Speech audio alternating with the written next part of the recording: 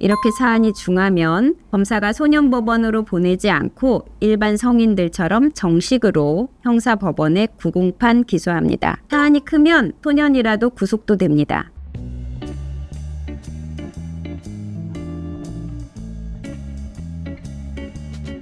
성범죄 사건 전문 아리아 법률사무소 임혜진 변호사입니다. 학교폭력 사건은 학폭위, 수사나 재판, 민사소송까지 복잡한 절차로 이어질 수 있습니다. 또 생활기록부 기재가 연동될 수 있어서 진학에도 문제가 될 수 있습니다. 학교폭력은 학교 내부나 학교 외부에서 학생을 대상으로 폭행이나 모욕, 따돌림, 성폭력, 그 밖에 신체, 정신, 재산에 피해를 가져오는 행위를 말합니다. 학교폭력에 연루되었을 때 대응 방법 알려드리면, 가해자로 지목되었다면 가장 먼저 해야 하는 것은 사실관계를 제대로 확인하는 겁니다. 아이 말을 차분히 들어보고 사실관계를 정리한 다음 관련된 문자 메시지나 CCTV 같은 증거가 있다면 그것도 확보해 놔야 됩니다. 그리고 반드시 변호사 상담을 받아서 학교폭력에 해당하는지, 예상되는 절차는 어떻게 되는지 조력을 받아야 합니다. 사실관계를 확인하기도 전에 저쪽 아이가 먼저 때렸다더라, 이렇게 감정적으로 대응하거나 반대로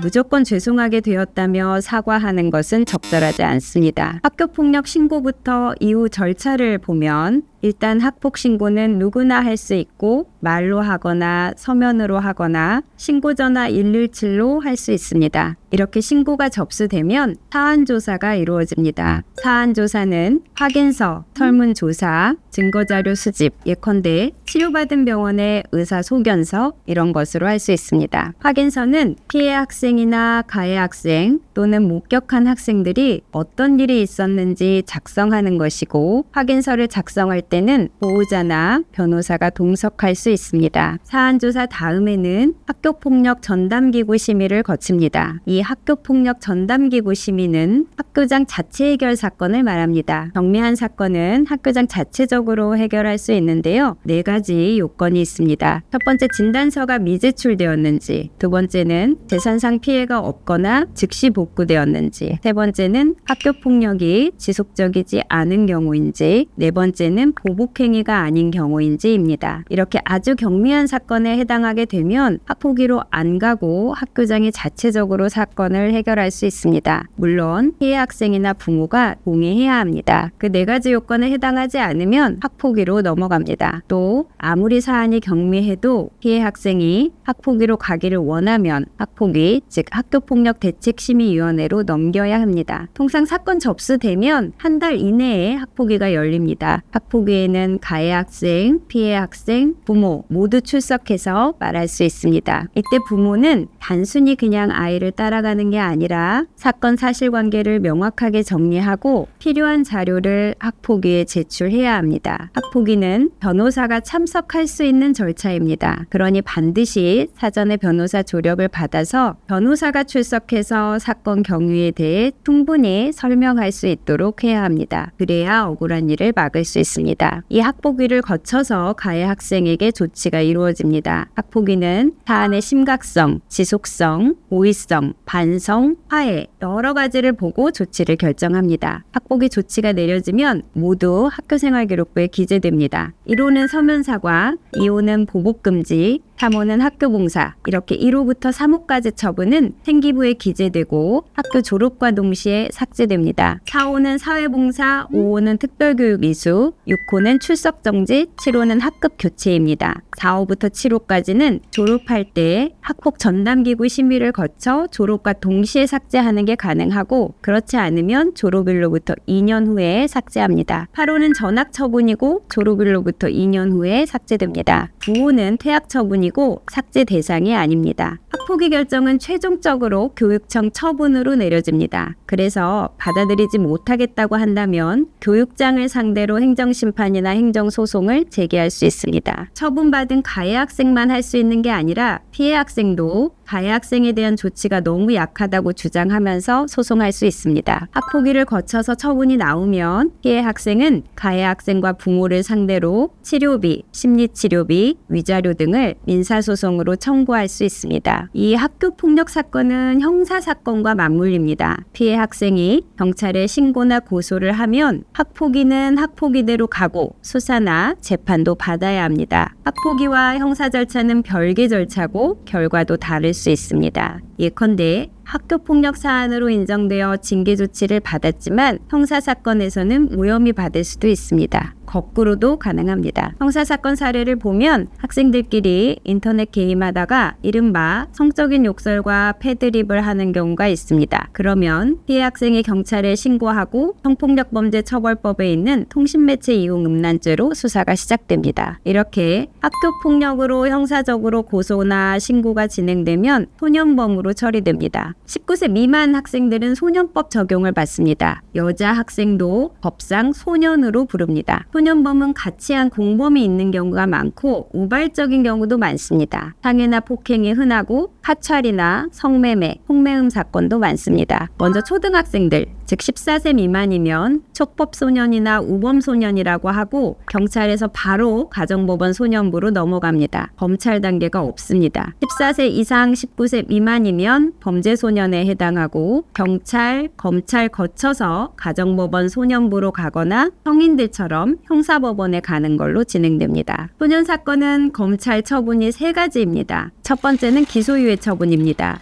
한번 선처해 주는 건데요. 통상 반성문과 다시 하지 않겠다는 서약서를 씁니다. 부모도 앞으로 잘 지도하겠다는 서약서를 씁니다. 두 번째는 소년보호사건 송치입니다. 검사가 사건을 가정법원이나 지방법원 소년부로 보내는 겁니다. 이렇게 되면 소년보호재판이 시작됩니다. 법원은 소년범을 조사하고 소년이나 보호자의 품행이나 가정 상황 등도 조사합니다. 이런 소년보호 재판은 비공개로 합니다. 검사는 출석하지 않고 소년과 보조인이 출석합니다. 이때 변호사 조력을 받아야 합니다. 변호인을 선임해서 변호인이 보조인으로 법정에 출석하면 됩니다. 이렇게 재판을 하고 나면 소년법원 판사가 불처분 결정, 즉 아무 처분도 안 하는 결정을 할 수도 있고 보호 처분을 할 수도 있습니다. 보호 처분은 1호부터 10호까지 있습니다. 1호는 보호자 위탁, 2호는 수강명령, 3호는 사회봉사명령, 4호, 5호는 보호관찰, 8호, 9호, 10호는 소년원 보내는 겁니다. 소년원 처분은 교도소처럼 어디 갇혀 있는 것은 아니고 학교 생활을 하는 겁니다. 전주와 공주에 있습니다. 이런 보호 처분은 전과로는 남지 않습니다. 한편 사안이 크고 중한 경우, 예컨대 중학생이 또래 중학생의 알몸을 카메라로 몰래 찍고 그 사진으로 협박했다면 카찰, 성착취물 제작, 촬영물 이용 협박죄가 됩니다. 성인이라면 바로 구속될 수 있습니다. 이렇게 사안이 중하면 검사가 소년법원으로 보내지 않고 일반 성인들처럼 정식으로 형사법원에 구공판 기소합니다. 사안이 크면 소년이라도 구속도 됩니다. 이렇게 형사재판으로 넘어가면 사안에 따라서 실형이 나오기도 하고 가정법원 소년부로 보내는 소년부 송치 결정을 하기도 합니다. 일단 형사법원으로 넘어갔다면 가장 좋은 결과는 소년부 송치 결정을 받는 겁니다. 그렇게 되면 소년법원에 가서 전과로 남지 않는 소년보호 처분을 받을 수 있습니다. 학교폭력 사건은 애들 다툼으로 가볍게 넘기기에는 파급 효과가 큽니다. 생기부 기재 문제도 있고 형사사건으로 넘어가면 자칫 장래에도 문제가 생길 수 있습니다. 반드시 변호사 조력을 받고 사건 초기 사안조사 학폭위 단계부터 변호사가 참석해서 법적으로 억울한 일이 없도록 꼼꼼하게 대응하는 것이 필요합니다. 오늘 학교폭력 알아봤고요. 다음에도 유익한 정보로 찾아뵙겠습니다.